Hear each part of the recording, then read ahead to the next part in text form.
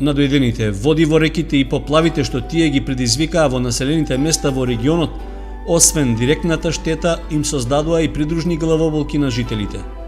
Неисправноста на водата за пиење, загадените простории за живење, контаминираноста на храната со штетни материи, присуството на бактериолошка загаденост кај градинарските култури поради излевање на фекалии и друга отпадна вода се само дел од проблемите.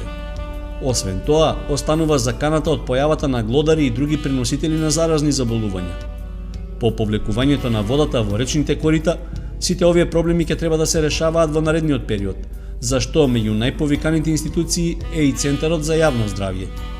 Во овој осумаголник, со неговата директорка доктор Благица Ѓурковиќ, разговараме за мерките што се преземаат за заштита на здравјето на населението и другите активности во насока на намалување на последиците од поплавите.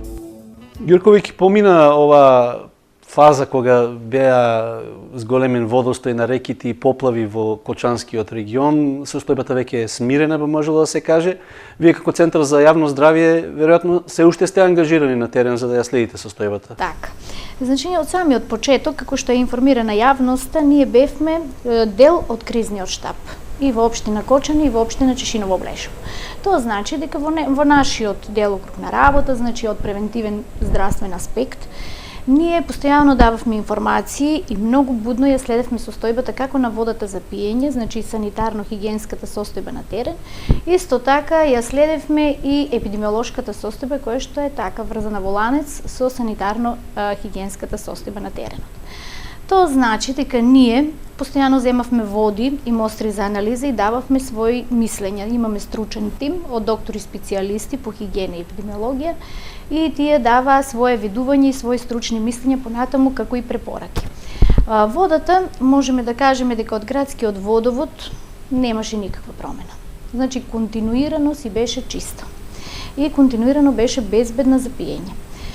Ги испитавме многу точки од водата за пиење од градскиот водовод, испитавме точки во селата кои што беа зафатени со поплавите, како што беа Подлог, Привачево, испитавме од Бања, значи секаде каде што има водоводна мрежа, да видиме дали можеби некаде на некој дел можеби ќе се јаве понирање или некаков дефект во цевките, па да немаме на некоја крајна точка некакво загадување, односно испитавме секаква можност од изненадување.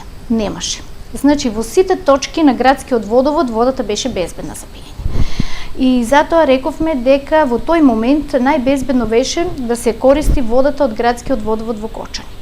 Чешмите и пумпите, кои што беа на територија на општина Кочани, зборувам значи за општина Кочани во моментот, едни од нив беа нестабилни, еднаш ќе покажеа исправен резултат, некогаш ќе покажеа неисправен резултат, а пумпата од Бавчилук, местото наречено Бавчилук, значи така беше еден стабилен, добар резултат. Таа не покажа и во овие поројни дождови не покажа загадување.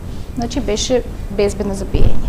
На наши изненадување. Ја следите состојбата и во другите општини, не само Кочани? Да. Другите општини генерално беа и повеќе погодени од поплавите од општина Кочани. Тоа таква беше состојбата со општина Чешиново Блешево. Значи таму водата за пиење најверојатно за тоа што населението се снабдува со локални водоводи, пумпи, бунари, таму дојде до загадување на водата за пиење. Значи таму генерално секаде беше водата за пиење загадена. Во некои населби, односно во некои села беше повеќе загадена, во некои помалку загадена, меѓутоа ние јасен став донесовме како Центар за јавно здравје во консултација со Институтот за јавно здравје, затоа што имавме посета нели од Министерство за здравство и од Институтот за јавно здравје, како и министерот беше на терен, таа вода да не се користи за пиење. И беше многу побезбедно во тој период водата да се користи, дел од водата во некои места да се користи како техничка вода, а додека генерално во Чешиново Блешево во сите населени места да се користи само, да не се користи никако за пиење, односно да се користи флаширана вода, а додека пак за одржување на лична хигиена и за миење на садови да се користи привриена вода. Затоа што и тоа е многу важно. Например, вие ќе пиете, нели ќе консумирате вода која што е флаширана, меѓутоа ако ги измиете чиниите кои што потоа ќе бидат употребени за јадење или направите некаква салата и ја измиете некој зеленчук или овошје со несигурна вода, веќе вие внесувате инфективен материјал во своето тело. Сега, разликата е во тоа што кога се консумира водата, можеби ќе се внесе поголема инфективна доза и полесно може да дојде до инфекција. Меѓутоа сега не се знае вируленцијата на причинителот, така да не беше препорачливо да се користи воопшто и за миење на садови. И ние за тоа кажавме. Препораките беа јасни. Водата која што ќе се употребува за одржување на лична хигиена, тоа значи миење на раци, миење на лице, миење на заби, задолжително да биде превриена. Да се користи превриена вода. Затоа што генерално најголем број од причинителите се осетливи на температура. Понатаму, водата во некои населени места, како што беше случај со Чифлик, воопшто кажавме да не се употребува никако техничка вода, затоа што таму веќе беше многу загадена. Беше многу загадена. Уште на последните анализи кои што ги имаме, веќе се чисти водата, се гледа дека има некакво подобрување на водата, меѓутоа сепак пак препорачуваме во Чешиново, Облешево да не се уште консумира за пиење и за одржување на личната хигиена од превентивни безбедносни причини. Значи се уште да се користи флаширана вода и да се одржува личната хигиена на начин кој што го имаме препорачено. За таа цел, значи ни помогна, од голема помош ни беше буквално партнер во сите овие работи, Светска здравствена организација. Лично дојде на терен и раководителката на канцеларијата на Светска здравствена организација за Македонија од Скопје и изготвија, значи ни донира сапуни кои што ги поделивме во поплавените подрачја во школите генерално, значи од јавните и установи кои што ни беа во интерес, затоа што многу често епидемиите знаат најбрзо да се рашират во училиштата. И таму поделивме дезинфекциони средства, дезинфекција за суво миење на рацете и сапуни. Ги советувавме наставниците како да ги употребуват и ги советувавме, наш стручен тим беше постојано на терен и ги советуваше како да ја држат хигиената на многу високо ниво. Затоа што тоа беше еден така момент кој што беше осетлив и можеше многу лесно да дојде до појава на цревни заболувања, кои што не знаеме, можеби ќе бидат само спорадични случаи, можеби ќе имавме групирање на случаи, ама можеби сега не го знаеме текот, тие можат да се пренесуваат и преку вода, понатаму и како контактни. Така да наша работа беше ние да делуваме превентивно. Значи, колку може да го едуцираме населението и колку можеме да направиме да не дојде до појава на цревни заболувања. До сега постојано имаме контакт, значи постојано имаме контакти со локалната самоуправа од Чешиново, Облешево, како и во здравствените институции, значи формирана е една убава мрежа и значи сите постојано добиваме информација од брза помош, значи сите кои што ќе отидат пациенти на брза помош и кои ќе бидат со симптоми кои што се во наш интерес, значи некакви гастроинтестинални тегоби кои што потекнуваат од поплавените подрачја, од налицата од поплавените подрачја или пак ако имаме некаква појава на групирање, мада што ние секој случај го излегуваме, нашите епидемиолози излегуваат на терен, ја добиваат информацијата, тие телефонски ни јавуваат веднаш кога ќе имат некаков пациент со гастроинтестинални тегоби, ние излегуваме на терен и гледаме дали се работи за поврзување на таа гастроинтестинална тегоба со водата за пиење или консумација, да речеме, на недоволно миен зеленчук или овошје, или пак се работи за нешто друго што би било причина за гастроинтестиналната тегоба која што има постојано, нели? Нормално сега има вирози кои што можат да предизвикат гастроинтестинална тегоба, кои што има во и секоја година, нормално.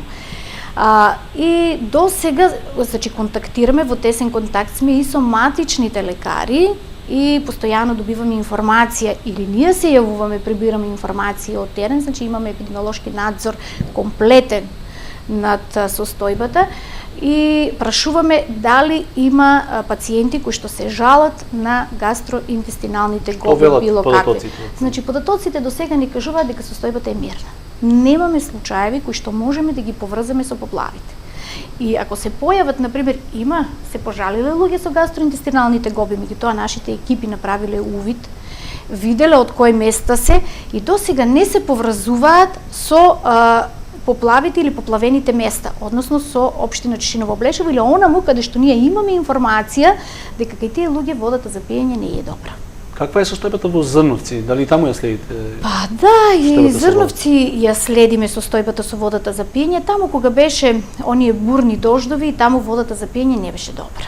Генерално и таму кажавме да не се употребува за пиење. Меѓутоа, они имат комунално предпријатие, контактиравме и со нив, ја хлорираат водата. Сега во последните анализи кои што се направени на 9.2, значи последните мостри на вода ни се од 9 февруари, таму состојбата генерално е добра. Таму е добра, значи показателите покажаат дека нема загадување на водата, меѓутоа таму е многу важно постојано да се одржува хлорирањето на високо ниво. Значи важно е да се одржува хлорирањето на високо ниво. Значи таа количина на остаточен хлор, кој што треба да биде 0,5% милилитри на литар, мора да ја има. За да бидеме сигурни дека тоа е едно ниво до 0,5%, да знаеме дека не би имале некакви бактериолошки загадувања. Во последните анализи, значи таму водата е генерално со добри параметри. Освен исправноста на водата за пиење, веројатно треба да се одржува и хигиената, посебно во оние подрачја каде што беа поплавени. Зборувам за домакинствата, домовите каде што навлезе таа вода од поплавите и веројатно нанесе загадување на површините. Треба да се веројатно да се води контрола во наредниот период. Да, ние во исто така постојано разговараме со локална самоуправа и даваме апели. Даваме ова некој вид на апел до населението, значи многу важно е одржувањето на хигиената, личната хигиена и хигиената во домовите на високо ниво. Затоа што, како што рековме, значи цревните заболувања може да ни се појават од консумирање на неисправна вода, меѓутоа ќе ни се појават и од консумирање на неисправна храна, од смисол храна приготвена во садови кои што се миени од неисправна вода. Понатаму ние знаеме дека имало и епидемии кои што биле предизвикани од нечисти раце, например хепатит А, главниот начин на пренос е контактот, така беше и епидемијата Уштип. Последната, значи таму не беше хидрична епидемија, таму беше еден тип на контактна епидемија, каде што самите причинители на загадувањето се пренесуваа преку гадните раци. И многу важно, и ние апелиравме и кажавме и постојано апелираме, миење на раците, одржување на лична хигиена. Личната хигиена да се одржува со превриена вода. Значи ние можеме да се миеме колку сакаме, ако се миеме со гадна вода, значи не значи дека не се измиени раците. Да се мијат раците со сапуни, тоа се еден вид на детергенти кои што се дезинфекциони средства. И одржување на површините, особено таму кои што се поплавени, тие површини задолжително треба да бидат исчистени со топла вода. Вика, сите предмети, ние значи во поплавените подрачја, односно во Чешиново Блешево, во населбата, како што кажав и претходно, Светска здравствена организација ни помогна, односно ни во соработка со Министерство за здравство и Институтот за јавно здравје беа изработени многу брзо, во рок од 24 сата беа изработени флаери. И тие флаери се со прекрасна содржина. И тие беа поделени, значи од едукативен карактер, во кој што јас имам еден пример околу тој флаер, многу јасно и прецизно се дадени препораките. Што треба луѓето да направат, се со цел да можеме да влијаеме, односно да можеме, значи превентивно да влијаеме колку е можно да го намалиме ризикот од појава на цревни заболувања, па понатаму и да не речеме епидемии, кои што се знае дека при секој поплави се опасност. Дисциплинирани ли се жителите? Следат ли пораката? Мислам да. Самиот податок што ние веќе колку време помина од поплавите, значи првите цревни заболувања ние очекувавме да се појават во рок од 2 до 3 дена. Значи тие со најмал инкубационен период ние ги очекувавме да се појават од 2 до 3 дена. Значи за хидричните епидемии многу е интересно тоа што за тоа што хидричните епидемии нели настануваат како резултат на мешање на фекали во водата за пиење, ние имаме тука различни причинители. И тие различни причинители ни се појавуваат колку што си инкубациониот период на самата бактерија, така таа се појавува. Да речеме од првите 3 дена ќе имаме некое заболување, па после ќе имаме после 5-тиот ден да речеме друг причинител од секоја хидрична епидемија, ако е хидрична, да речеме секои хидрични појави, има политипија, значи различни типови на бактерии. И сега и на 15-ти ден се појавуваат други причинители, па се формира некој пик, па прави опашка. Ако опашката од контактите, како што рековме, од нечисти раце, понатаму се продолжува. А за сега, значи првите тие причинители кои што имаат најмал инкубационен период, значи ние ги немаме. Сега очекуваме оние кои што биле со средна цревни заболувања, кои би можеле да се пренесат, а со некои, да речеме, 10 на дена инкубационен период или 15, ги очекуваме да видиме како би било, да на крајот последен ризик, мислам условно земено, би бил хепатитот. Хепатит А, кој што е така како цревен причинител со најдолг инкубационен период, зборуваме за хепатит А, кој што се пренесува преку гадни раци, а може како и по хидричен пат да се пренесе, како и преку храна. И значи хепатит А со инкубационен период од 30 дена среден инкубационен период или 45 дена максимален инкубационен период. Меѓутоа, ние за таа цел и предходно презедовме мерки, се спремивме, набавивме многу поголема количина на тестови, значи сите кај нас што ќе дојдат инфективни појави или па гастроентероколите, ако ни представуваат интерес, односно ако лицето иде од поплавеното подрачје во кој што имаме ризик за појава на цревни заболувања, ние му правиме и без да е назначено му правиме хепатит А или му правиме од овие, го садиме на хранителни подлоги кои што би можеле на нас да предизвикаат интерес, затоа што ние знаеме што би очекувале, нели сега на терен. Така да до сега состојбата ни е мирна. За среќа. И најверојатно во тоа голема улога имаат и граѓаните. Сигурно се дисциплинирани, сигурно се штитат, ги следат препораките, ги следат мерките и затоа и мислам дека се уште состојбата е таква каква што е, мирна. Во препораките е многу јасно кажано и сакам и да ги спомнам.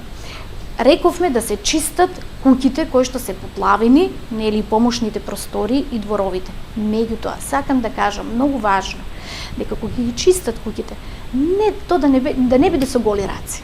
Зошто? Треба да се употребуваат тука и ракавици, гумени ракавици.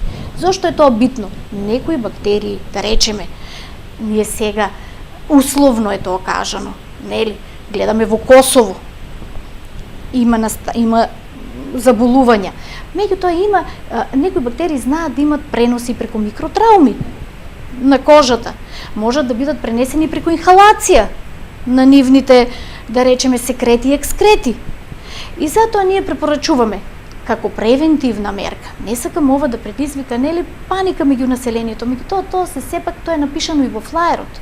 Тоа се едни превентивни мерки кои што ние треба да ги направиме за да можеме да кажеме дека еве се штитиме.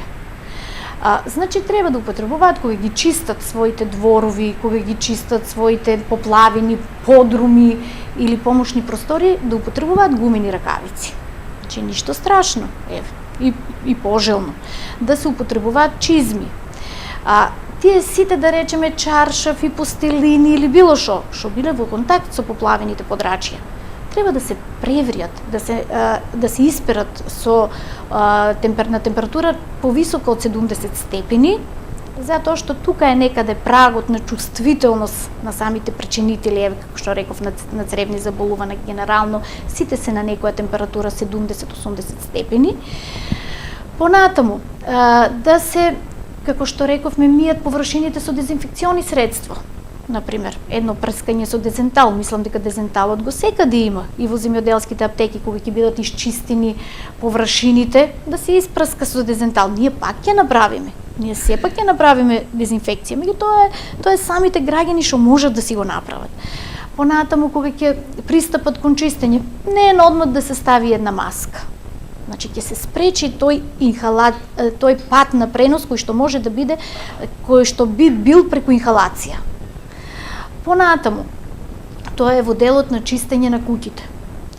Мебелите, исто, кои што биле поплавени со топла вода, пребришување и со детергент. Понатаму, сите други предмети кои што храна. Јас мислам и дека и непотребно и да се спомене, никој сигурно дека нема да употребува нешто за консумирање ако му е поплавено било, нормално. Ако му е веќе ризично. Понатаму овоши и зеленчуци да бидат миени со превриена вода, многу важно, за од претходно што го кажавме. Рековме храната да се припрема, самата припремање и подготовка на храната да биде со една сигурна вода, или превриена вода или флаширана вода. Превриената вода како ќе ја направат? Понекогаш ќе си речат луѓето превриена вода, ама колку е тоа време на превривање? Значи секогаш водата треба да се преврива во еден чист сат, нормално, и да врие, да се остави да врие околу 10 минути. И понатаму водата се трга и се поклопува со капак. Тука во флаерот пишува и вика и така има логика. Значи од интерес е да не се употребува, ако сакаме, ние некогаш сакаме можеби брзо, или граѓаните сакат брзо да излазат таа вода, па ќе стават коцки лед. Меѓутоа не знаеме тие коцки лед од каква вода се доидени. И така и тоа, значи да се внимава на подготовката на храна, да се користи чист, безбедна вода, да се користи за лична хигиена, безбедна вода, да се чистат домовите, поплавените помошни простори, како што реков, и куќите, со детергенти и со топла вода, и да се употребуваат лични заштитни средства. Интересно е што во текот на есента земјоделците од овој регион Кочанско пријавија присуство на глодари. Колкава е опасноста сега глодарите дополнително да придонесат за пренесување на овие опасни материи кои што ги донесува поплавите? Така, глодарите сами по себе секогаш носат ризик. Независно дали се поплави или не се поплави, нели на ездата на глодари, знаеме дека глодарите може да бидат преносители на различни заболувања и така да они сами по себе секогаш носат ризик, особено пак во времето кога има поплави, тој ризик секако дека е поголем, за разлика од другиот период. Меѓутоа сега, значи, сепак Министерство за здравство, центрите за јавно здравје, исто така, ја следиме будно состојбата, тука имаме исто мултисекторска соработка, заедно со локална самоуправа, со другите институции кои што беа вклучени во поплавите, како Центар за социјална работа, оттаму прибираме информации, затоа што тие имаат списуци на поплавени куќи, и ние ги прибираме како информации и изготвуваме списуци и правиме еден увид, една проценка на состојбата, така што и Центар за јавно здравје со помош на Центарот за јавно здравје Скопје и Велес ќе излезе како во помош од технички кадровски аспект, затоа што сакаме за пократко време да направиме дезинфекција на поголема површина, штом ќе ги собереме тие информации, ќе ги сумираме, ќе излеземе на терен и ќе направиме една комплетна дезинфекција, дезинсекција и дератизација. Значи ќе бидат опфатени сите поплавени куќи, кои што ќе ги добиеме ние како списуци, значи ние сме, како што реков, во постојан контакт со локална самоуправа и имаме информација и од Центарот за социјална работа и ќе направиме дезинфекција на поплавените површини, на нив е кажано, тие веќе мислам дека ги имат исчистено и ги чистат претходно, значи за да се направи дезинфекција треба прво тие површини да бидат чисти. Значи да бидат исчистени, откако ќе бидат исчистени површините, ние ќе направиме дезинфекција. За дезинфекција на дворовите требаше да биде исушена земјата. Значи дезинфекција не се прави во кал. Треба да биде исушена површината на земјата и ние ќе направиме дезинфекција. Понатаму дератизација исто ќе биде направена и ќе биде направена на целата територија на општина Чешиново-Облешево. Бидејќи се уште сезоната на грипот не е помината, се наоѓаме во период кога факторот за заболување од оваа болест е актуелен. Каква е состојбата, ја следите ли? Така, да, Центар за јавно здравје Кочани, значи, како што реков, е институција од превентивен карактер, односно од областа на превентивна здравствена заштита и грипот. е дел, значи, од тие заболувања кои што се сезонски и кои што ние будно ги следиме секоја година. Значи, ние ја следиме состојбата со грипот по пријави од матични лекари. Значи, за нас се релевантни пријавите од матични лекари и пријавите кои што доаѓаат од секундарна здравствена заштита. Во овој момент, од 40-та недела до сега, 40-та недела тоа е законската обврска која имаат здравствените институции да го пријавуваат грипот на за специјални образци. Значи, до денес тоа е крајот на 2014 година и почетокот на 2015, значи до сега до 6-та недела, значи измината 6-та недела ги имаме податоците од 2015 година, вкупната бројка е 46. Ако земеме во обзир дека 25 амбуланти пријавуваат и секундарна здравствена заштита, можеме да кажеме дека немаме промена на состојбата од минатата година. Значи, состојбата ни е мирна во делот на грип. Ги следевме и заболување, односно синдромското пријавување, значи имаме и еден друг тип на пријавување, исто така од страна на матичните лекари, синдромско пријавување по синдроми, значи тие пријавуваат од една страна и грип, значи со класични симптоми на грип, и пријавуваат синдромски пријавувања, значи со респираторни симптоми од страна на горен респираторен тракт, течење на нос, солзење на очи, кијавица, кашлица, температура, долен респиратор, симптоми пројавени од долен респираторен тракт, бронхопнеумонија и бронхити, и исто така и гастроинтестинални тегоби, исто така и тука пријавуваат. Меѓутоа ги споредуваме со минатата година и тука имаме една рамнотежа во пријавувањата, значи немаме некои зголемување на бројките за разлика од минатата година. Можеби сега тоа се претпоставки, нели, сепак, можеби таква е состојбата поради степенот на вакцинација кој што го имаме добар степен на вакцинација Кочани има, значи ние Кочани, Кочанскиот регион, имаме некаде околу 2300 вакцини за грип поделено. Можеби, и тоа е причината затоа што во епидемиологијата постои дека со покачувањето на колективниот имунитет, особено за респираторните заболувања, се намалува опасноста од појава на епидемија. Можеби и тоа е причината што уште имаме така една, немаме некоја појава на појава на некои размери кои што би биле поголеми од минатата година, нели, кои што би биле веќе алармантни или нешто. Значи уште состојбата ја викаме дека одговара на периодот на годината во кој се наоѓаме. Кој што е така, својствен за периодот. Значи ние не можеме да поминеме да немаме ниту еден грип. Нормално. Така.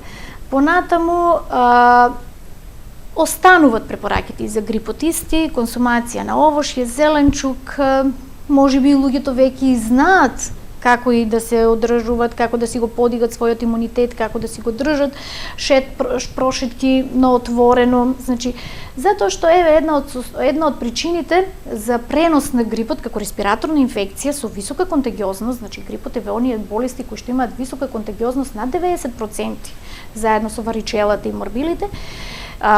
Тоа значи дека повеќе тој пат на пренос би бил во затворените простории. Иако грипот е неосетлив вирус, меѓутоа сепак во затворените простории на 1,5 метар на растојание е неговиот пренос. На отворено и со проветрување, како што ние апелираме да се проветруваат просториите, постојано изложување на сонце, шетање убаво е времето, проветрување на просториите, употреба на течности, употреба на витамини во храната. Можеби тоа е причината што имаме така една мирна состојба моментално во однос на грип. Генерално, како Центар за јавно здравје, можеме ли да оцениме дека, иако покрај големиот број ризици што постоја во овој период, поплавите, појавата на гладарите и ризиците за појава на грип, успешно ја пребродивме сезоната? Јас можам да кажам дека успешно ја следиме. Се уште, значи не можам да бидам така, да дадам заклучок дека сме ја пребродиле, затоа што сепак кај нас грипот прави пик некаде јануари-февруари. Прави пик грипот, така да ние будно ја следиме. Уште состојбата можам да кажам дека исто така Центар за јавно здравје Кочани набави големи количини на Тамифлу, доволни количини на Тамифлу, кои што беа беа набавени како резултат на проекции од минатите години, од анализи од минатите години, и имаме доволни количини на Тамифлу, поделени се на здравствените институции на теренот, значи тоа се здравствен дом и општа болница, значи снабдени се со доволни количини на Тамифлу. Ја следиме будно состојбата, се прават епидемиолошки уводи, анкети, се дават совети. Се надеваме дека нема да имаме епидемии, се надеваме дека и нема да имаме епидемии од хидричен карактер, меѓутоа ние сме тука да следиме и да реагираме многу брзо, колку е можно побрзо. Благодарам за разговорот, посакувам да нема проблеми. Така, секако. И на вас ви благодарам.